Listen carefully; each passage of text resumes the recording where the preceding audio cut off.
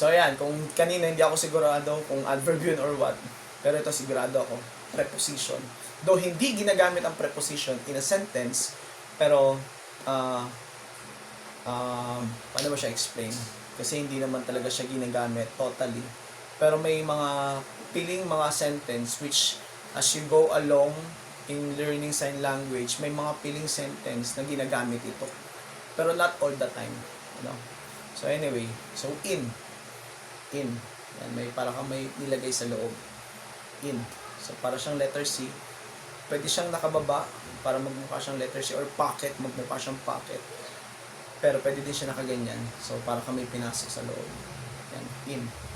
In. Or pwede nandito galing. In. In. In. In. Yan. With. So alam niyo yung with, no? Kasi ito yung without. Ba yung sa kanta, no, you can't go to heaven without. Ito yung with. With. Yan. To.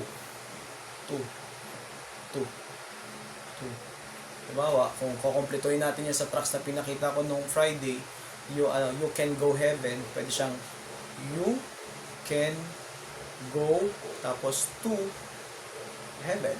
No? Kaya hindi na siya ginagamit. Pero may mga times na ginagamit yung to. So again, ito lang yung gagalaw. Hindi sila mag-meet. Ano? Ito lang naka-stay, ito gumagalaw. Yan, to. Kasi you are from, tapos ito, to. To. Out. So, out.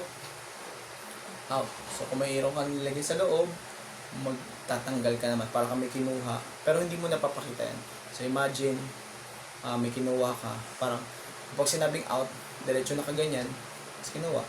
Pero, ang sign niya is out, ganyan. O. So, parang kami kinuha. Again, hindi siya necessarily na kailangan mo maging O. May kinuha ka kasi. No? Yan, no? May hawak ka. Out. Out. Out. So, pwede siyang ganyan, no?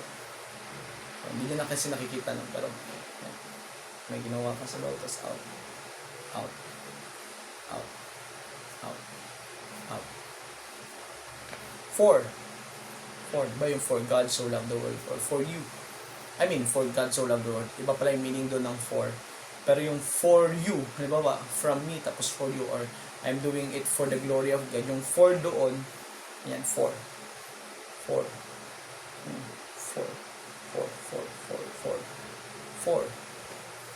Will. Ibang will to, no? Hindi to yung God's will. Yung will na to is yung will. Parang, God will make a way. No, will. Yung will happen. So, ganyan. Will. W. Tapos, ganyan. Tapos, W. Will.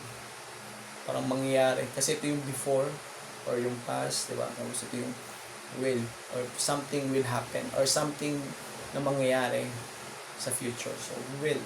Pero you are parang you're looking forward. Will.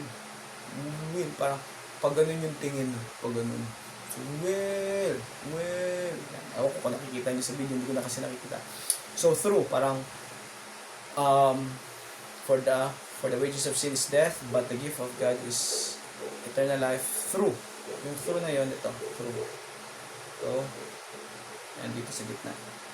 Yan. Diba? 1, 2, 3, tapos hiwalay. Dito siya dadaan sa gitna na to. Yan. Through. Ayan. Through. Yan. Kung kaya nyo ganyan,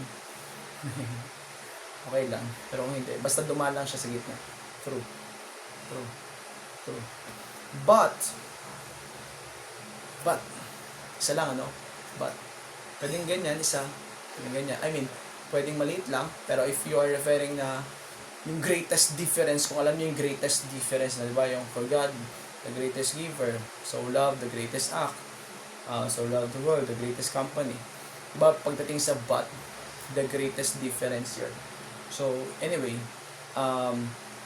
yung but, depende, kung gusto mong mag-emphasize talaga, pwede mong lakyan to. But, no, hanggang dito na siya. But. Diba, for the wages of sin is death. But, no, but. Hindi siya yung parang simple lang. Hindi, kasi it is a great difference. Parang, akala mo hopeless wages of sin is death, hopeless, pero parang you are giving them hope, but, no? Yan, anyway, so yun, so, review, in, tas, with, tapos to, tapos out, yung ginawa, out, tapos naging, parang siyang O, pero hindi siya O, may ginawa ka kasi, out, for, yan, for, hindi siya yung ganyan, for, will, will,